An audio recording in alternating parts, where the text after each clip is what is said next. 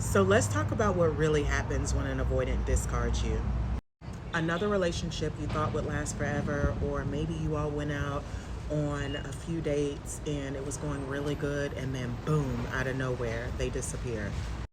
Avoidants have attachment needs just like any other attachment style, and that's typically when you meet them.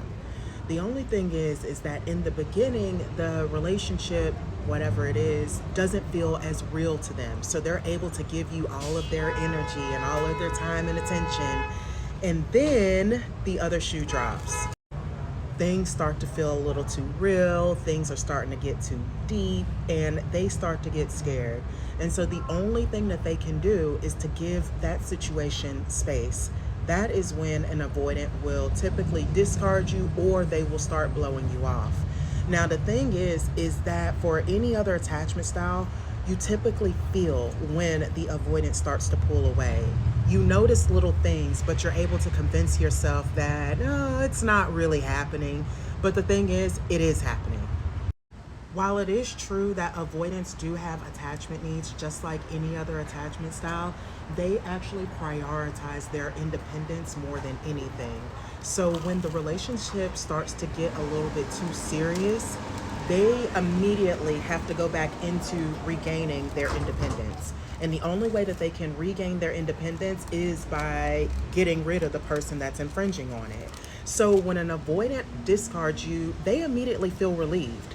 It's kind of like unbuttoning your pants after a full dinner, because they're full of emotion that you've given them, and now they're overwhelmed and they have to step back from it. If they are polite enough to give you a reason, then the reason will be many things. It won't ever be just one reason, because their brain is in panic mode. It's like, this is getting too real. I'm feeling very uncomfortable. Whatever it is, I just got to get out of this situation. So they'll just start throwing out random stuff. It could be, oh, we don't want the same things, or oh, I'm not good enough for you. It could be anything. So once that relationship is over, the avoidant feels relieved, and then they typically will go and retreat. Avoidants will either bury themselves in work or in creative arts, or maybe a lot of outdoor adventures. That is how they do their processing. They do their processing by not really dealing with. Oh, I forgot, the most obvious retreat could also be them just completely moving on. They could already be in another relationship, already back on the dating apps, already on dates with it.